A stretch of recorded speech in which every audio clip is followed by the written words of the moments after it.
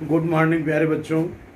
कक्षा 11 के रसायन में हम लोग अध्ययन कर रहे थे एरोमेटिक हाइड्रोकार्बनों का, और आपके मन में आ गया होगा कि कार्बन तथा हाइड्रोजन से मिलकर बने वे चक्रीय यौगिक जिनमें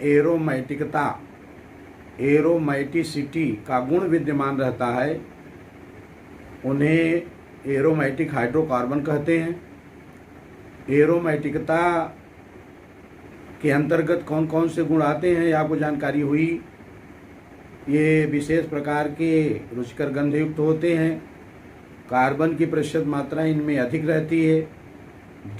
काले धुएं युक्त ज्वाला के साथ जलते हैं। असंतृप्त यौगिक होते हुए भी बाह्य अभिकर्मक का गुलाबी रंग नष्ट नहीं करते। असंतृप्त होते हुए भी योगात्मक अपक्रियाओं के बजाय प्रतिस्थापन अपक्रियाएं आसानी से देते हैं, और सबसे महत्वपूर्ण है कि ये हकेल नियम का पालन करते हैं। प्यारे बच्चों, हकेल रूल क्या है? वे समतल चक्रीय यौगिक जिनमें पाई इलेक्ट्रॉनों की संख्या 4n+2 रहती है, वो एरोमेटिकता का गुण दर्शाते हैं, वो एरोमेटिक होते हैं। और n बराबर 0, 1, 2, 3, 4, 5 ये संख्याएं हैं। और आपके मन में आ गया होगा कि जिन चक्रीय यौगिकों में कार्बन की संख्या, पाई इलेक्ट्रॉनों की संख्या 2, 6, 10, 14, 18, 22, 26, 30, 2 से शुरू करके 4 जोड़ते जाइए रहती है, वो एरोमेटिक यौगिक होते हैं। अब चलिए अध्ययन करते हैं एरोमेटिक सब्स्टिट्यूशन, एरोमेटिक प्रतिस्थापन या बेंजीन में प्रतिस्थापन। चलिए समझने का प्रयास करिए। बेंजीन ये है जिसमें 6 कार्बन परमाणु परस्पर जुड़कर समतल खड़कोणीय संरचना बनाते हैं। प्रत्येक कार्बन से एक एक हाइड्रोजन जुड़ा रहता है, और एकल बंध द्विबंध एकांतर क्रम में पाए जाते हैं। ये बेंजीन है। देखिए, बेंजीन को देख लें तब प्रतिस्थापन समझना आसान हो जाएगा। बेंजीन में कार्बन है 1, 2, 3, 4, 5, 6 खड़कोणीय है, और प्रत्येक कार्बन से एकल सहसंयोजी बंध द्वारा एक एक हाइड्रोजन जुड़े हैं, और इनमें कार्बन कार्बन के बीच द्विबंध, एकल बंध द्विबंध, एकल बंध द्विबंध। अब बेंजीन में जो कार्बन से जुड़े 6 हाइड्रोजन हैं, किसी हाइड्रोजन का किसी परमाणु या समूह द्वारा प्रतिस्थापन हो जाए, जैसे एक हाइड्रोजन निकल जाए और इसके स्थान पर A जुड़ जाए, ये क्या है? ये तो बेंजीन है। और ये क्या है? ये है कोई परमाणु या समूह जिसकी वैलेंसी 1 है। हाइड्रोजन की वैलेंसी 1 होती है। तो मोनो प्रतिस्थापन में इसमें जुड़ेगा बेंजीन वलय से A। बच्चों, ध्यान ये रखना है कि बेंजीन के सभी कार्बन परमाणु एक समान रहते हैं। चाहे जिस कार्बन से जुड़ा हाइड्रोजन निकले और उसके स्थान पर दूसरा प्रतिस्थापी जुड़े, तो सभी उत्पाद एक ही तरह के रहेंगे। उसको मोनो उत्पाद कहा जाएगा। वो चाहे यहाँ जुड़ा रहे, चाहे यहाँ जुड़ा रहे, या यहाँ जुड़ा रहे। ये है मोनो सब्स्टिट्यूएंट्स, मोनो प्रतिस्थापी, सब्स्टिट्यूएंट्स मोनो प्रतिस्थापी। तो मोनो प्रतिस्थापी में केवल एक ही प्रकार का उत्पाद प्राप्त होता है, और वो ये रहता है कहीं भी किसी भी कार्नर से परमाणु या समूह जुड़ जाता है, और जिस चाहे जहाँ जुड़े सब एक ही कहलाएंगे, मोनो सब्स्टिट्यूएंट्स। अब डाई प्रतिस्थापन अगर देखा जाए, डाई सब्स्टिट्यूएशन,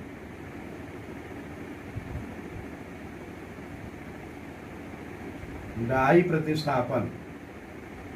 डाई प्रतिस्थापन जब बेंजीन से जुड़े दो हाइड्रोजन परमाणुओं का अन्य परमाणु या समूहों द्वारा प्रतिस्थापन होता है तो डाई प्रतिस्थापी व्युत्पन्न प्राप्त होते हैं। लेकिन प्यारे बच्चों, ध्यान ये रखना है कि डाई प्रतिस्थापन में जो नया जुड़ने वाला परमाणु या समूह है वो कहाँ जुड़ेगा, इसके स्थान का निर्धारण पहले से जुड़ा परमाणु या समूह करता है। इसको कहते हैं प्रतिस्थापियों का दैशिक प्रभाव। पहले आप डाई प्रतिस्थापन जब होगा तो इसको समझ लें। डाई प्रतिस्थापन में बेंजीन रिंग से जुड़े दो हाइड्रोजन परमाणुओं का दो अन्य परमाणुओं या समूहों द्वारा प्रतिस्थापन होगा और 3 प्रकार के उत्पाद संभव हैं। कौन कौन से? डाई प्रतिस्थापन जब होगा तो जो संभव है उसे आप देख लीजिए। बेंजीन है और इससे जुड़ जाए 2A और निकल जाए 2H। 2A द्वारा, ये परमाणु या समूह है, इसके द्वारा H का प्रतिस्थापन हो तो 3 संभावनाएं होंगी। एक तो प्रतिस्थापन हो कार्बन 1 और कार्बन 2 से जुड़े हुए हाइड्रोजन का 1 और 2 से जुड़ जाए तो इसको कहेंगे 1,2 या इसी को आर्थो कहा जाता है। आर्थो 1,2 या आर्थो। और ऐसा हो सकता है कि 2A जुड़े और 2H निकल जाए, लेकिन जुड़ेगा कहाँ? ये जुड़े कार्बन संख्या 1 से और कार्बन संख्या 3 से। देख लो, 1 2 3, 1 और 3 से जुड़ जाएगा तो उसको कहेंगे 1,3 डाई प्रोडक्ट 1,3, या इसी को कहते हैं 1,3 को मेटा। 1,3 को क्या कहेंगे? मेटा। और ऐसा भी हो सकता है कि 2A जुड़े 2H निकले और जुड़े ये कहाँ से? 1 पर और 4 पर। 1 पर जुड़ जाए, 1 2 3 और 4 पर जुड़ जाए तो इसको कहते हैं, देख लें, 1,2 आर्थो, 1,3 मेटा और 1,4 इसको कहते हैं 1,4 या इसको कहेंगे पैरा। तो डाई प्रतिस्थापन की 3 कंडीशन होगी, 1,2 आर्थो, 1,3 मेटा और 1,4 पैरा। अब चलिए अध्ययन करते हैं प्रतिस्थापियों का दैशिक प्रभाव। ये बहुत महत्वपूर्ण है और अगर ये मन लगाकर आप समझ लिए प्रतिस्थापियों का दैशिक प्रभाव तो एरोमेटिक यौगिकों के रासायनिक अपक्रियाओं की कुल अपक्रियाओं की आधी अपक्रियाएं इलेक्ट्रोफिलिक सब्स्टिट्यूशन जैसे halogenation, nitration, sulphonation, Friedel Crafts acylation, alkylation, ये रिएक्शन आपको किसी के लिए भी याद करने की जरूरत नहीं पड़ेगी। केवल आर्थो पैरा निर्देशक प्रभाव आपको पता हो और अपक्रियाएं आप बिना याद किए लिख देंगे। ऐसा और ऐसा केवल एरोमेटिक यौगिकों के रासायनिक गुण की अपक्रियाएं हो सकती हैं। अन्य सभी अपक्रियाएं अन्य यौगिकों में अपक्रियाओं को नियम के आधार पर याद नहीं किया जा सकता। तो चलिए एरोमेटिक यौगिकों के इलेक्ट्रोफिलिक प्रतिस्थापन की अपक्रियाएं नियम से याद कर लें, उनको याद करने की जरूरत नहीं पड़ेगी। अब हम आपको समझाते हैं प्रतिस्थापियों का दैशिक प्रभाव। डायरेक्टिव इन्फ्लुएंस ऑफ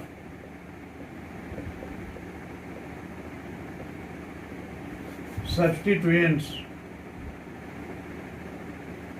प्रतिस्थापियों का दैशिक प्रभाव। डायरेक्टिव इन्फ्लुएंस ऑफ सब्स्टिट्यूएंट्स, प्रतिस्थापियों का दैशिक प्रभाव। प्यारे बच्चों, आप जान पाए कि मोनो प्रतिस्थापन में चाहे जिस कार्बन से हाइड्रोजन को विस्थापित करके परमाणु या समूह जुड़े, सभी उत्पाद एक समान होंगे। लेकिन डाई प्रतिस्थापन में 3 संभावनाएं होंगी, 1 2 आर्थो, 1 3 मेटा, 1 4 पैरा। कुछ समूह ऐसे होते हैं जो आर्थो पैरा निर्देशक होते हैं, कुछ मेटा निर्देशक होते हैं। तो चलिए जानते हैं कि प्रतिस्थापियों का दैशिक प्रभाव क्या है। सपोज करिए बेंजीन रिंग से ए जुड़ा है और इससे एक और ए जुड़ना है या बी जुड़ना है, कुछ भी आप मान लीजिए इसे बी जुड़ना है या ए जुड़ना है। तो अब बी किस हाइड्रोजन को हटाकर जुड़ेगा, इसके स्थान का निर्धारण। अब बी के जुड़ने की 3 संभावनाएं हैं। बी या तो 2 से जुड़ेगा या 3 से जुड़ेगा या 4 से जुड़ेगा, और इधर भी वही है, 2 से जुड़ेगा या 3 से जुड़ेगा या 4 से जुड़ेगा। अगर 2 से जुड़ता है तो आर्थो व्युत्पन्न प्राप्त होगा, 3 से जुड़ेगा तो मेटा व्युत्पन्न प्राप्त होगा, और 4 से जुड़ेगा तो पैरा। अब बी कहाँ जुड़ेगा, इसके स्थान का निर्धारण कौन करेगा, ए, जो मोनो प्रतिस्थापन में वलय से पहले से जुड़ा है। बेंजीन के मोनो प्रतिस्थापन में, सुन लें, बेंजीन के मोनो प्रतिस्थापन में वलय से जुड़ा परमाणु या समूह इसके डाई प्रतिस्थापन में जुड़ने वाले परमाणु या समूह के स्थान का निर्धारण करता है। इसे प्रतिस्थापियों का दैशिक प्रभाव कहते हैं। अब ये या तो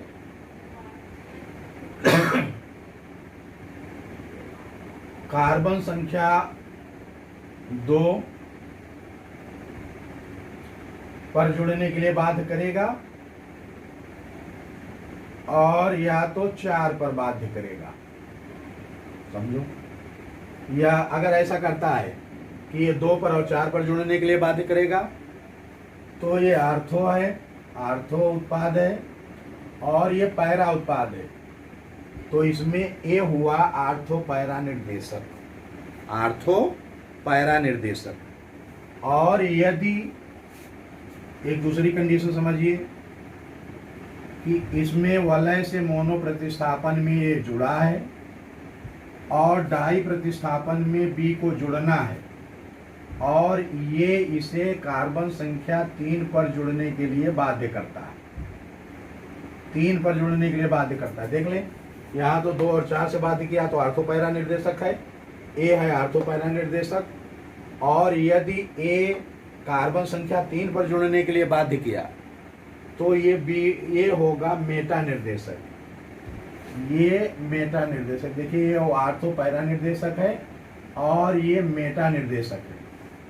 तो प्यारे बच्चों, अगर आपको यह पहले से पता रहे कि आर्थो पैरा निर्देशक और मेटा निर्देशक कौन कौन से समूह होते हैं, तो एरोमेटिक यौगिकों के रासायनिक गुण की इलेक्ट्रोफिलिक प्रतिस्थापन की सभी अपक्रियाएं एक साथ याद हो जाएंगी।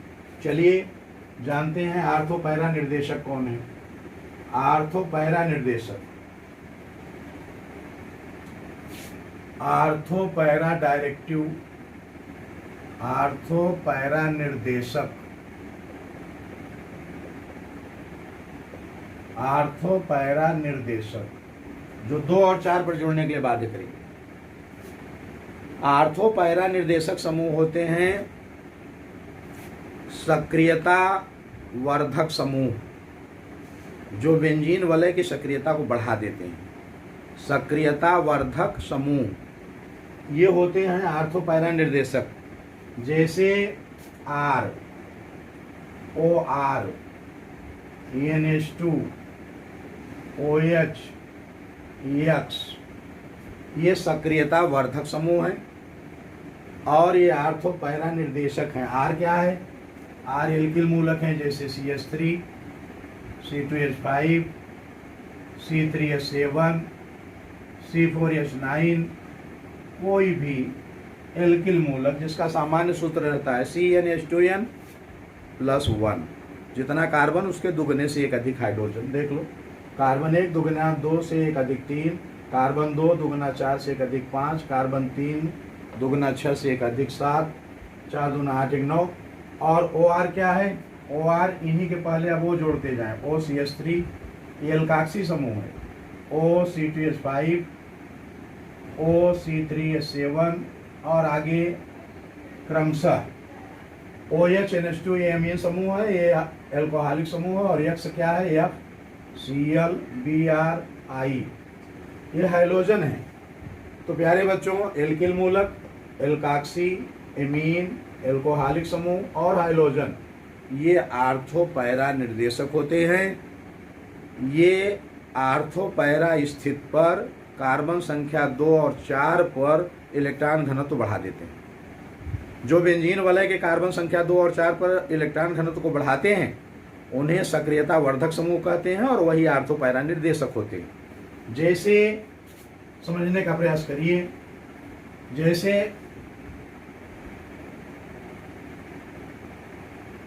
ये क्लोरोबेंजीन है, क्लोरोबेंजीन। तो आप देख रहे हैं कि Cl जुड़ा हुआ है और Cl क्या है? Cl है X और ये सक्रियता वर्धक है। ये आर्थो पैरा स्थित पर इलेक्ट्रॉन घनत्व को बढ़ा देगा। अब मान लीजिए कि पुनः इससे क्लोरीन को जोड़ना हो, तो क्लोरोबेंजीन के क्लोरीनीकरण क्रिया में जो उत्पाद प्राप्त होंगे वो होंगे आर्थो डाइक्लोरोबेंजीन और पैरा डाइक्लोरोबेंजीन।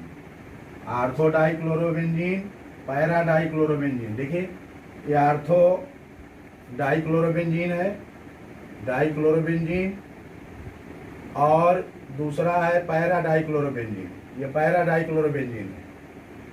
तो आर्थो पैरा डाइक्लोरोबेंजीन का मिश्रण प्राप्त होगा। ये समावयवी हैं। अब ये आर्थो पैरा डाइक्लोरोबेंजीन कैसे बना है? क्योंकि आप जान रहे हो कि ये Cl क्या है? आर्थो पैरा निर्देशक है, सक्रियता वर्धक समूह है और ये कार्बन 2 और 4 यानी आर्थो पैरा स्थित पर इलेक्ट्रॉन घनत्व बढ़ाएगा। तो जो नया परमाणु या समूह जुड़ेगा वो 2 और 4 पर जुड़ जाएगा और उत्पाद प्राप्त होंगे आर्थो पैरा निर्देशक। अब इसी तरह से एक दूसरा उदाहरण समझने का प्रयास करो कि मेटा निर्देशक कौन होते हैं। ये जितने हैं RORNH2OH इनको याद कर लें, आर्थो पैरा निर्देशक हैं।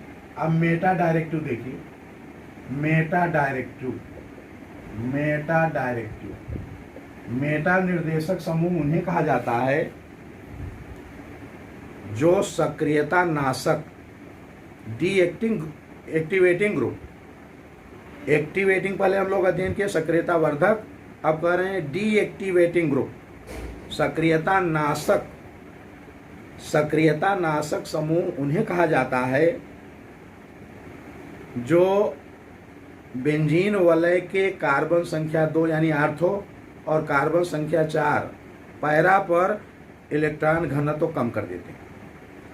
यदि कार्बन 2 और 4 पर इलेक्ट्रॉन घनत्व, आर्थो और पैरा पर इलेक्ट्रॉन घनत्व घट गया तो मेटा स्थिति में इलेक्ट्रॉन घनत्व ज़्यादा रहता है।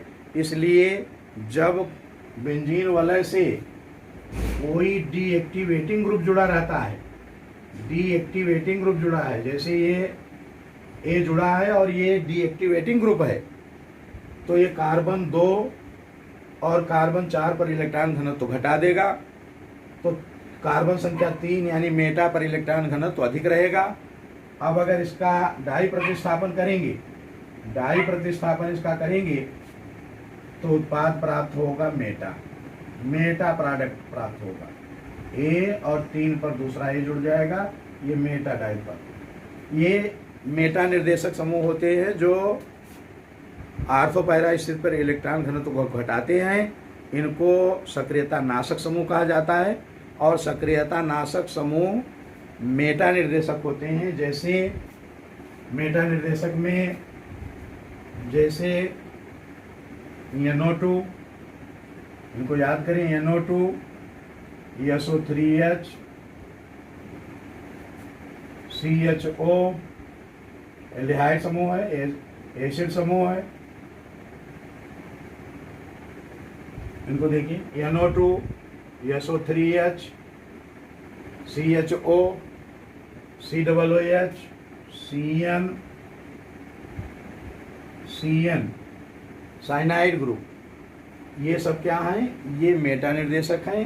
इन्हें आप याद करें चाहे ना करें, एक सरल तरीका यह है, ये कई हो सकते हैं, आप याद कर लीजिए केवल आर्थो पैरा निर्देशक ROR NH2OH NH2OH केवल याद करिए। इनके अलावा जितने समूह हैं वो सब मेटा निर्देशक।